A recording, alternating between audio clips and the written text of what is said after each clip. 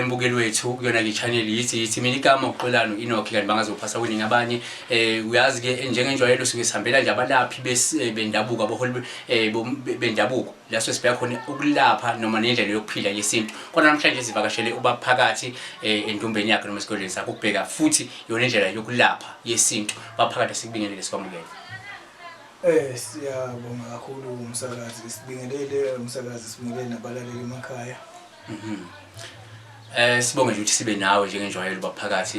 Ngifuna namhlanje sithi ukushaya nje ngamafuphi sibheke indaba yomuntu ozalwe nes'chitho. Siyazi ukuthi umuntu uyafaka is'chitho alashwe kodwa siyazi ukuthi kunomuntu uthi balifake umuntu ongumzali wakhe njengomama wakhe bese nezalwa enales'chitho enalegazi liyamama wakhe les'chitho.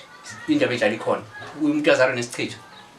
Impela msakazi kuyenzeka umuntu azalwe nako ngoba azalwe ngaleso sikhathi vele kunaleso sikhathi leso aphezulu kwaso vele. So manje uma usibheka la ikhona indlela yokulapha umuntu noma uyelapheka umuntu lento azalwe nayo yesicwacwa noma yes'chitho. Impela msakazi uma uthole imvelaphi yakhe wathola lokuthi vele wazalwa nes'chitho kulula ukuthi angalapheka. Kodwa mawungakatholi into eyenza ngalaphela usuke ungazi ukuthi uzalwe nawo uthatha nje nawe uyikha phezulu uthatha ukuthi mhlambe is'chitho esimngene nje ngoba sakhulile. Kodwa mangabe uthole umlando wakhe ukuthi vele wazaleka kanje kuba lula kuyenzeka alapheke. So ngifuna ubhekela iprocess noma iprocedure yokulapha umuntu asiqale ngeprocedure indlela yokulapha umuntu ozalwe nes'chitho ihamba kanjani? Impela umuntu ozalwe nes'chitho kuyadinga ukuthi ube nesikhathi esanele sokuthi alandelelwe aphekwe afakwe lemithi lena ezomgeza ikhiphe konke lokho kula kuye kungikhathi uzawuphinda ubuye ke kungikhathi usumlapha agcine futhi usumgeza ke ngalezi zindle zokuthi aphulukiswa abuyelwa agezwe umsenasemfuleni emanzini umgezisise agcine asahlanzekile na asa right ngoba mayezalwe nes'chitho kuba nzima akaphumeleli indawo zonke into zakhe ziba mnyama. So uma ubekisa isikhathi esingaba khona ngaba mhlophe isikhathi esingakanani ukumlapha lo muntu ukumsebenza uzumqede umuntu ozalwe nes'chitho ngathatha unyaka ngathatha 6 months how long? Kungaba isikhathi esingange 3 months ukumlapha. No ngifuna ukubheka ukuthi usuke wabhekana wadibana nomuntu mhlophe ozalwe ngalo ndlela leyo wakwazi ukumlapha.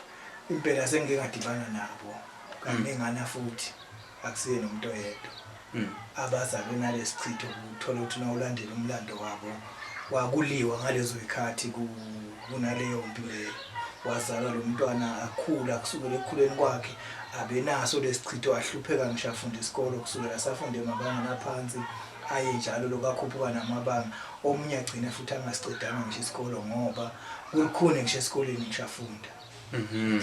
Manje uma usumsebenzela umuntu loyo sibake babuya ngaphambili bathi hayi cha thina izinto kusuka usithinte ngezakhe izandla Phakathi izinto sezihamba kahle.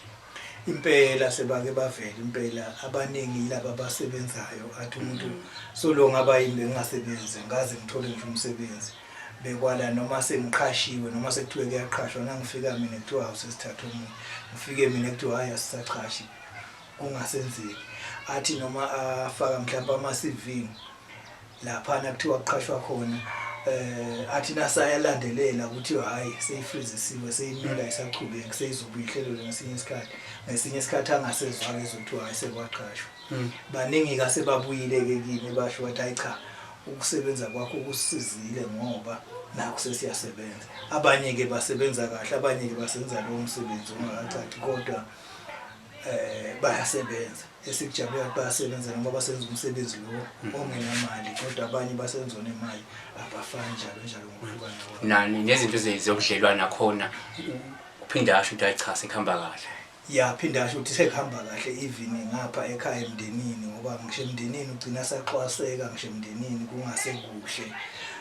Athi hayi cha nasemndenini sengiyamukeleka ngazi noma ukuthi sengiyasebenza yini noma ukuthi vele kunales'chitho kodwa nje athi hayi sengiyemukela nasemndenini nje kubangani abethi noma athi uzama umngani bakusheshe bangezwani bazama umngani asheshe ahlale nje onkomdla yedwa angabi nabo abangani ahlale nje naxwaseka sonke isikhathi kodwa nje abaningi cha bayakuthokozela lokho kodwa ke awukhoni ke ukuthi ungamsiza uma ungakatholi lo mlando wakhe ngoba okubaluleke kakhulu ukuthi wazi iqiniso lakhe kulo mlando wakhe vele uzalwe nako noma ukuthole nje.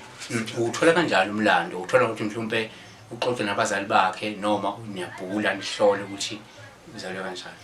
Esikhathini esiningi sisebenzisa ukuthi sixoxe naye bese sithi akababuyisa abazali noma ke balomndeni abaziyo ngemvelaphi yakhe bakhona kuyilanda kahle ngoba ngesinye isikhathi ibhulo lingasho ukuthi unes'chitho kodwa lingasavezi lo mlando wakhe ukuthi saqala nini wazalwa naso noma usithole nje sekuphezulu.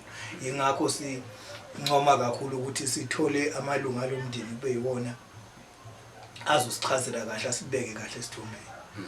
Cha kuzokele baphakathi ngicathi nababukeli baphendulekile nethemba ubukade eyibona inkomidla yethu izinto zingahambi kahle ngicanga ngithemba liyavuselela ukuthi cha izinto zingalunga makunabantu abafana nawe baphakathi. Abantu bakuthola kuphi mhlawumbe inombolo otholakala kuzona nale ndawo osebenzela kuyo? Indawo engisebenzela kuyo ngilapha ePhoswa IP3D stand number 3386 okuyinombolo zami zocingo ze-082 669 3420. Sibonga kakhulu ke mlaleli na uzwele ukuthi isichitho siyalapheka nanesichitho futhi ozalwe naso sisegazini wazalwa abazali wakho belwa bephonsana naso siyakwazi ukuthi ke uma ufike kubaphakathi uGobela akwazi ukuthi akukhuculule akuhlanze ugcine somjojo oright izinto zihamba kahle emsebenzini nakuma relationship uthola zihambela kahle izinto. Don't forget to subscribe nokuthi ke umfonele uma ufuna izeluleko. Bye, thank you.